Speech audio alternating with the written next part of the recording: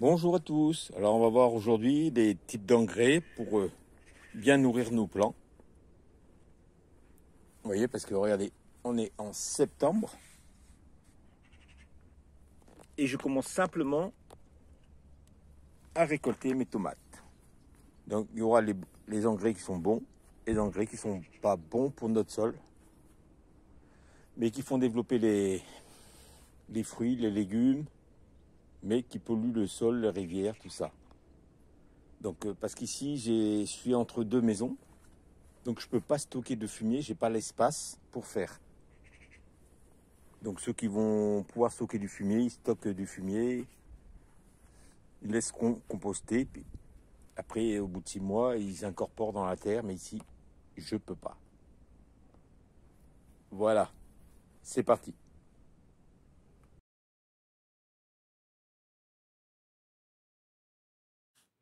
Alors le fumier d'algues et de cheval donc il n'a pas un apport assez important pour pouvoir bien nourrir nos plantes.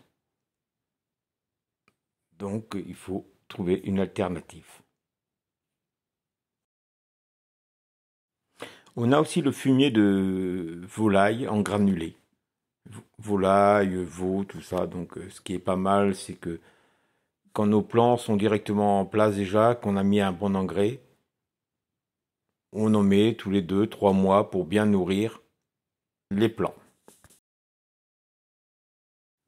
On a le compost aussi qu'on peut faire en compost de surface ou dans un composteur, laisser et le récupérer pour pouvoir l'étaler sur la terre. Et il y en a qui le font en surface, bien sûr, qui le mettent dessus, qui se décomposent pour nourrir la terre, donc ce qui est intéressant, un bon apport aussi. Nous avons tous les engrais verts aussi, ce qui nous aide à ameublir la terre, à éviter que les mauvaises herbes poussent. Une fois qu'on coupe, on le laisse en paillage se décomposer directement sur la terre. C'est un bon apport aussi. Et nous avons l'engrais chimique, qui est pas bon, qui peut vous faire développer très bien les plantes rapidement. C'est un effet rapide. Et par contre, tout ce qui est animaux domestiques, tout ce qui est biodiversité, tout ce qui est rivière, oubliez. Parce qu'il précise bien de ne pas mettre à côté d'un bassin, d'une source d'eau. Bien se protéger pour épandre.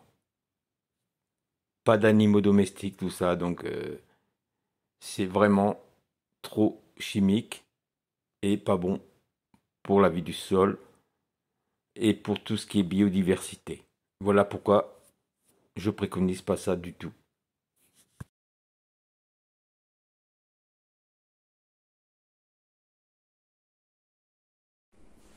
Alors là, comme vous pouvez voir, il y a eu du broyat de bois, la tonte de pelouse, du compost maison et du terreau maison. Donc ça a bien poussé quand même. Quand même, vous voyez, bon. Voilà. Et comme ici, donc j'ai un petit jardin, donc je peux pas. Vu l'odeur, comme je vous ai expliqué. Voilà ce que j'ai pris.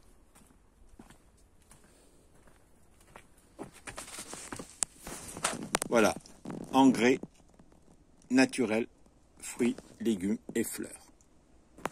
Alors, ça, c'est un engrais de fond. Ça veut dire que je vais mettre sur la terre et je vais griffer légèrement et je vais laisser. Donc ça permet l'enracinement, tout ça. Ça améliore, vous voyez. Voilà pour ils vous disent un petit peu. Vous voyez, février, mars, avril, mai, juin. Et on a septembre. Et on a le deuxième ici.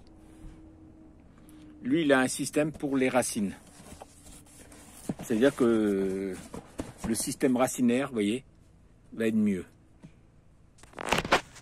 Donc, la plante va pouvoir bien s'enraciner et faire de beaux plants et de beaux fruits. Vous voyez, c'est février, c'est mars, avril, mai. septembre, octobre, idéal. Donc vous voyez, ils vous disent à peu près ce qu'il faut. Voilà. Pour vous montrer. Voilà, quand on n'a pas de place pour mettre du fumier, ce qui est intéressant d'avoir. C'est-à-dire qu'on n'a pas l'espace.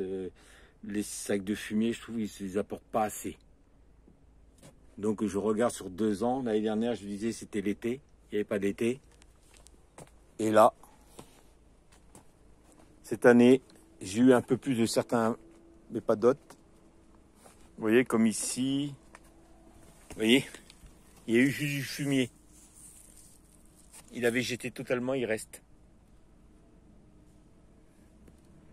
Donc voilà ce que j'ai mis en place, là, ce que je vais faire pour la fin de saison et saison prochaine.